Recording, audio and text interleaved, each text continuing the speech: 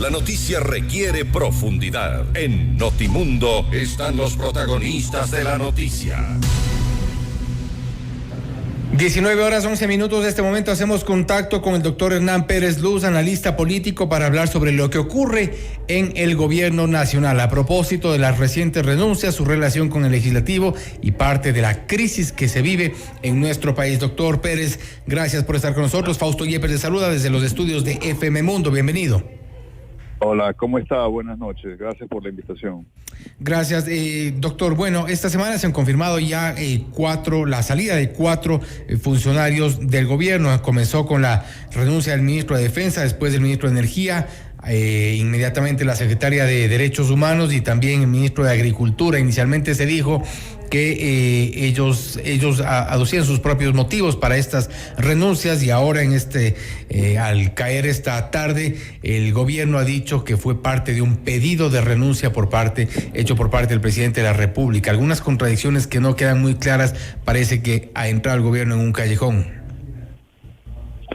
Bueno, el gobierno se aproxima a cumplir un año de funciones y no es inusual tener estas crisis o estas renuncias de ministros que le permiten, o pedidos de renuncias que le permitan al presidente refrescar o renovar su gabinete, ¿no? Ha sucedido en otros gobiernos y creo que va a seguir sucediendo en próximos gobiernos. Sí, el presidente seguramente piensa que debe hacer algunos ajustes a sus carteras y ha pedido la renuncia a varios de estos ministros. Algunas se les ha aceptado al parecer y a otros no. Ahora, la versión del gobierno no coincide, por ejemplo, con la renuncia de la secretaria de Derechos Humanos, que dice en la segunda parte de su carta: esta decisión es motivada por la nueva visión planteada por el gobierno nacional, la cual dista del objetivo inicial de construir un país de oportunidades y encontrarnos por los derechos. Asegura que lo ocurrido el 8 de marzo en el manejo de la crisis penitenciaria y el silencio de algunos hechos de violencia, especialmente de niñas, niños y mujeres, solventa este sentir, es decir, hay el descontento por parte, en este caso, de la secretaria de Derechos Humanos, Bernarda Ordóñez. Claro, sí, me llamó la atención las expresiones de la subsecretaria digamos, la directora de esta Secretaría de Derechos Humanos. Sí, evidentemente hay ocasiones en que los gobiernos y sus funcionarios comienzan a andar por líneas separadas, digamos, y es preferible. Yo creo que ha hecho bien si la secretaria no comulgaba con alguna nueva decisión que ha tomado el gobierno con respecto al tema o asuntos que podrían afectar derechos humanos, preferiblemente a renunciar, ¿no? Así que sí, es una pena. Igual el gobierno, todo gobierno, estas renuncias pues producen ciertas especulaciones, pero ya le digo, yo he visto gobiernos que han tenido como estos varias veces, y básicamente generalmente es al acercarse al año de funciones. Ahora, bueno, hemos visto que durante este año el proceso de vacunación, bueno, sin duda ha tenido el aplauso de mucha gente. No obstante, hay otras crisis que no han sabido ser sorteadas con la eficiencia que al menos la gente esperaba. Por ejemplo, la crisis carcelaria. Lo que ocurrió en octubre pasado es algo que todavía no sale de la retina de los ciudadanos, y tampoco es un tema que haya sido superado. Hemos visto varios eventos durante las últimas semanas. Es verdad. El tema de la crisis carcelaria es un tema que, y no solamente al Ecuador, sino en general en América Latina. Usted recordará, hace años atrás hubo unas crisis carcelarias en Brasil que eran terribles, realmente sacudían y asombró a todo el mundo, y no son fáciles de arreglar porque implica, por ejemplo, construir nuevas unidades de detención, cambiar un poco el sistema. Sí, ese es uno de los desafíos que tiene el presidente. Estas expresiones de violencia en las cárceles están ligadas generalmente, no solamente en Ecuador, sino en todos los países, en México, etcétera, al poder que desempeñan, que despliegan las mafias de delincuencia organizada, ¿no? incluyendo el narcotráfico. Ahora, aparte de la crisis carcelaria, la violencia que se vive en las calles del país, en las principales ciudades, por ejemplo, lo que ocurre en Guayaquil, en Quito, se reporta también en Esmeraldas que el tema de la inseguridad es prácticamente insostenible. Es otra de las facturas que está pagando el gobierno, y esto no tiene necesariamente coincidencia con el año de gobierno, sino que varias crisis que no han sido por sorteadas. Supuesto, sí. Sí, no, este es un tema de la violencia en el Ecuador, es un tema que se está viniendo ya encima no tiene, como usted dice, no tiene nada que ver ni con este gobierno, ni con el primer año, ni el segundo año. Este es un problema muy serio. Mire, yo estuve hace poco, me visitaron funcionarios de las Naciones Unidas de un programa especializado a expresarme la preocupación, a hacerme una entrevista sobre el tema que ellos han detectado. En el Ecuador está entrando está en el umbral de una sociedad en la que la violencia parece ser que se va normalizando, ¿no? Uh-huh. Igual les pasó en Colombia en los años 80, en Centroamérica y México ahora último, ¿no? Así que sí, este es un tema extremadamente complejo que el Ecuador lamentablemente lo ha ocultado o lo ha ignorado, el tema de las mafias del narcotráfico. ¿Cree usted que el gobierno lo ha ignorado, lo ha ocultado, o el gobierno no ha sabido manejarlo? No creo, porque es imposible ocultarlo, pero lo que quiero decirles es que lo que estamos ahora sufriendo ahora es de los años que hemos venido haciéndonos de la vista gorda, si usted quiere, del poder que ha venido desarrollando el narcotráfico en el Ecuador. Ese es uno de los problemas que tenemos ahora. Y el Ecuador como sociedad, dejemos aparte el gobierno, como sociedad estamos descubriendo o dándonos cuenta, ¿verdad?, que todo este tiempo, porque no es imposible pensar que el narcotráfico en el Ecuador se instaló recién hace un año. Esto ya es un problema que ha venido creciendo. Imagínense que los radares se dañan, se los roban o no existen. El tema de las pangas que salen de Manta para llamar afuera, el tema del subsidio del diésel se ha descubierto ya que es uno de los grandes alicientes para el narcotráfico. Es decir, hay una serie de variables que realmente sí, el gobierno tiene que tomar unas medidas más fuertes, obviamente, pero son medidas que van de la mano con otras políticas y con otras decisiones que hay que tomar, ¿no?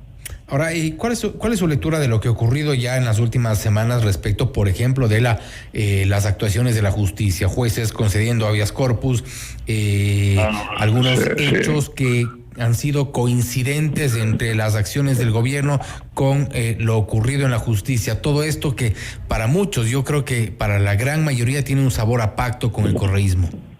Bueno, sí, sí, hay esa versión. Ahora, no sé qué ha obtenido el gobierno a cambio de dejar libre al señor Glass, si es que es verdad que ha intervenido.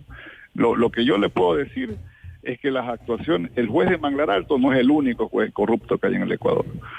Como el juez de Manglar Alto, esto es lo grave, yo creo que hay que tener en cuenta. Hay decenas y centenares de jueces que todos los días están haciendo algo parecido. Lo que pasa es que, claro, el tema de Glass es un tema de gran impacto mediático, pero no nos dejemos tampoco engañar por eso. Es un tema que ojalá lo debería resolver la Corte de Santa Elena, y si no lo resuelve como lo debe resolverse, va a tener que la Corte Constitucional tomar medidas, porque esa sentencia que dicte la Corte de Santa Elena va a ir necesariamente a la Corte Constitucional. Ese habeas corpus debe ser anulado, el señor Glass debe volver a la cárcel y presentar su petitorio ante el juez competente. Y sin mentirle, ¿no? Porque usted se da cuenta que lo que se hizo en Manglar Alto es una mentira. El abogado le mintió al juez y el juez se dejó engañar, porque decir que no sabían dónde vivía el señor Glass, me parece pues ya una tomadura de pelo gigantesca. Pero esa es la situación del Poder Judicial pues, que hemos tenido en el Ecuador. Son aproximadamente en Ecuador hay unos 2.000 jueces, ¿ya? De esos 2.000 jueces, me tengo entendido que 1960 y pico de jueces han sido designados en la época del correísmo.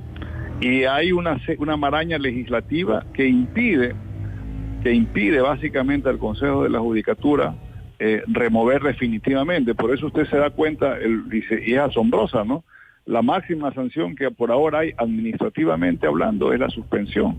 Ese juez no debería estar suspendido, debería estar simplemente removido del cargo de por vida, ¿no? Pero ahí tendríamos que reformar la ley, y usted vaya a ver lo que está pasando en la Asamblea. ¿Usted cree que en la Asamblea hay ánimo de pensar en estas cosas, de reformar el Código Orgánico de la Función Judicial para permitirle al Consejo de la Judicatura en estos casos extremos tomar medidas? Hay una jurisprudencia de la Corte Constitucional muy lamentable que exoneró del prevaricato a los jueces cuando traten asuntos constitucionales. Imagínense, quiere decir que el juez que trate asuntos constitucionales puede dictar las peores sentencias en materia constitucional y no puede ser sujeto a una investigación penal por prevaricato. Ahora, en todos estos temas se ve o se evidencia una inacción, o al menos una acción poco eficiente por parte del gobierno, y hablamos de lo que usted menciona en este momento, la relación con el legislativo desde los inicios, el paso de varias leyes, de haber pasado leyes por el Ministerio de la Ley, no con consensos, no con acuerdos, no con llegada al legislativo. Ahora lo que ocurre en la Asamblea Nacional es que ya estamos frente a una mayoría que tiene algunas pretensiones, se ha dicho, y a la primera será concretada seguramente en las próximas semanas, eliminar a Guadalupe Llori de la presidencia de la Asamblea Nacional. Mientras tanto, el gobierno tiende puentes, pero no logra llegada. Así es. Es una situación, un escenario poco alentador. Es la política que tenemos en el Ecuador, esta cultura del bloqueo, de la pugna por la pugna simplemente, no es la primera vez. El gobierno llega a la Asamblea con 12 diputados, con 12 asambleístas, un bloque ínfimo. ¿Por qué? Porque tenemos una norma en la Constitución, en la ley y en la Constitución no se dice nada, que elegimos a los asambleístas en la primera vuelta electoral. Entonces, eso provoca esta fragmentación, provoca que situaciones como la que estamos viviendo, ¿no? El gobierno no tiene una mayoría relativamente holgada en la Asamblea y tiene que someterse entonces a estos pactos. En el Ecuador, lamentablemente, las alianzas y los pactos políticos, que en otras partes del mundo son lo más normal, en el Ecuador se ve una dificultad muy seria, porque generalmente el 90% de las veces los arreglos políticos con el Ejecutivo es simplemente por asuntos de carácter económico. Usted no ve, muy pocas veces yo he visto, unas alianzas programáticas o llegar a consensos, ¿no? De carácter sobre políticas públicas. Lamentablemente tenemos una clase política que cuando llega al poder lo que están buscando es hospitales, o están buscando que se les dé colegios o ministerios, la construcción de obra pública para el suegro, para el cuñado, para el vecino, para el amante, qué sé yo. Es impresionante, es realmente un país pues que no hay una clase dirigente que se da cuenta del daño que nos está causando esta manera de no entender el servicio público, ¿no? ¿Usted cree entonces que finalmente el gobierno cayó en esta trampa de los pactos? Bueno, la única forma de que si vamos así, la única forma que podría el gobierno tener una estabilidad es comprarse a toda la Asamblea. Sí, pues. Esto es simplemente acceder a todo lo que piden. Unos piden la impunidad del señor Correa, que se nombre una comisión, que le diga que es un angelito. Otros piden dinero, hospital. La única sería, pues entonces ahí el gobierno dejaría de gobernar. Ese es el dilema, ¿no? El problema es que ni siquiera los asambleístas que tenía de su lado logra sostenerlos. Se le comienza a desgranar su propia bancada. Claro. Hay gente que dice que esa asamblea o la anterior de alguna manera es reflejo del país. Yo a veces no coincido con eso. Yo sí creo que el país está por encima de esta gente, pero lamentablemente a veces sí que uno cae en un pesimismo y dice, sí, pues ese es el Ecuador, ¿no? A veces el reflejo de unas, ¿por qué nos volvemos a elegir? ¿Por qué se elige a una persona que abiertamente, usted recordará hace poco, dijo que había que robar, pero que había que robar de forma inteligente. Y la única sanción que para esta señora se le dio, creo que son 5 días que se le suspendió de ir de cobrar el sueldo. Compare usted eso con lo que ha hecho en Manglar Alto el juez. Es decir, esta es una cosa que parecería que no es aislada, ¿no es verdad?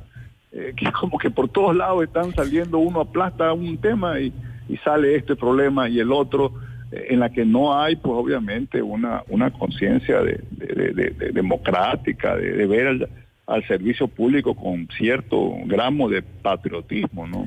Parece entonces, por ahora, una vía de momento sin salida, al menos a la vista, al menos cercana. Doctor Pérez. Muy difícil, muy complicado, pero esa es la tormenta en la que el Ecuador lamentablemente ha venido, porque vamos de un lado al otro, ¿no? Vamos o de las dictaduras en la que todo funciona a base de autoritarismo, o caemos en una suerte de anarquía, en la que entonces aquí ya todo el mundo, tenemos, imagínense, 260 y pico, 80 y pico partidos y movimientos políticos inscritos en el Ecuador. ¿Usted cree que es posible que un país tenga 280 visiones del mundo, de la ideología, del Estado? No, pues ese es un grave daño que nos ha hecho esta fragmentación en el Ecuador. Lo ha dicho usted, un escenario poco alentador. Gracias, doctor Pérez. Gracias, muy amable. Gracias. Ha sido el doctor Hernán Pérez Luz, analista político, hablando sobre lo que ocurre en nuestro país, las acciones del gobierno y también hablando sobre las recientes renuncias. Algunos de los pasos en falso que ha dado el gobierno del presidente Guillermo Lasso. Dice que ha caído en una cultura del bloqueo, refiriéndose a la relación con la Asamblea Nacional, y pues sin mayoría se sienta a hacer pactos, y esto es un poco la trampa de los pactos en la cual habría caído el gobierno nacional. Esto es Notimundo Estelar, siempre bien informados.